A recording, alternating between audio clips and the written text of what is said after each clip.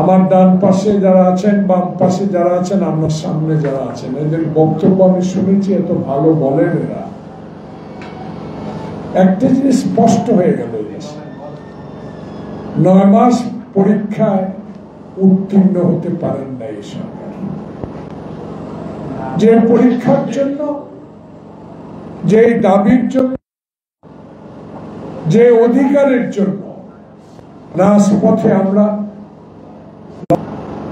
সেই লড়াইয়ে আমরা আমাদের সকলের সমর্থন নিয়ে জুলাই বিপ্লবের যে সফলতা, সেই সফলতাকে আজকে যেন কেমনি ম্লান অন্তর্বর্তীকালীন সরকার।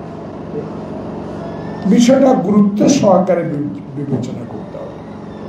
আপনার কাছে তো পাওয়ার কিছুই নাই। সালাম, সপু, রুবা, পারভেজ,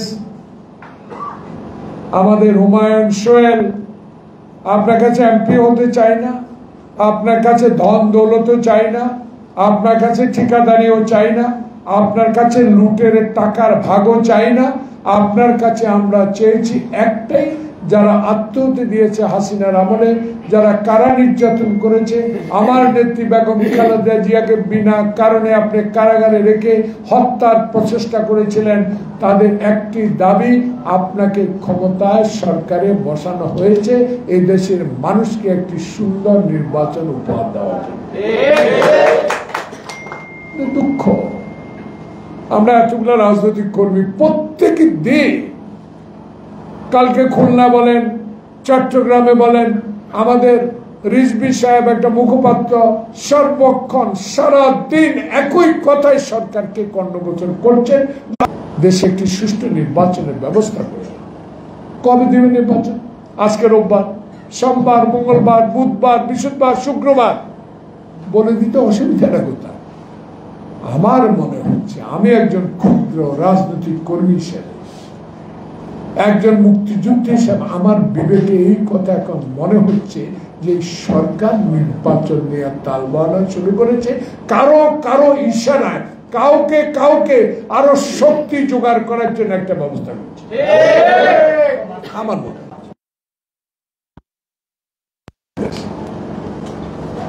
আমরা তো ভেসে আসি নাই, আমার নেতার ঘোষণায় দেশ স্বাধীন হয়েছে।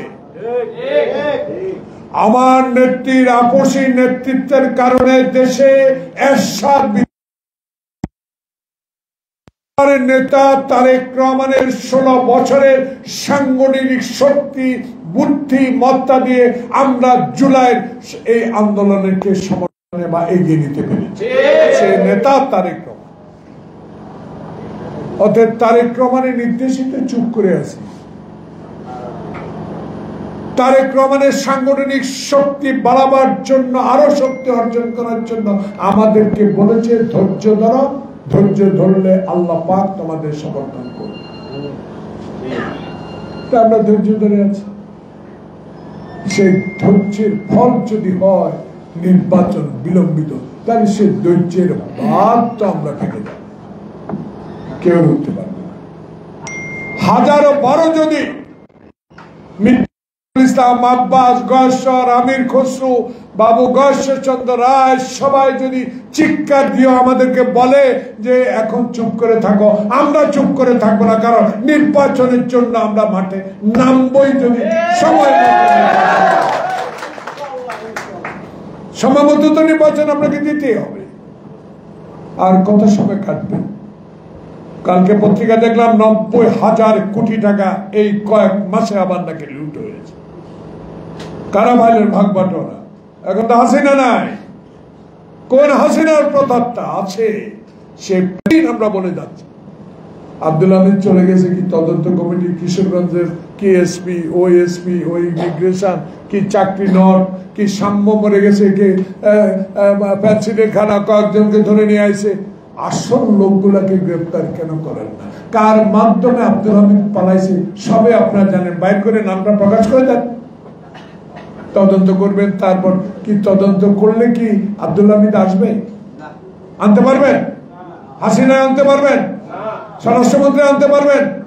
আপনি যারা পালিয়ে গেছে তাদের আনতে পারবেন, আনেন। সব একটা সুন্দর কথা বলেছে, আমার খুব পছন্দ হয়েছে। 9 মাস এগুলো বিচার হচ্ছে হচ্ছে হচ্ছে। আরে বিচার করে 30 দিনে কি আসিয়া হত্যা মামলা রায় হয়েছে না, ধর্ষণ মামলা, প্রমাণ 30 দিনে, শিশু নির্যাতন, এত অভিযোগ তার বিরুদ্ধে, এত প্রমাণ বাংলাদেশে।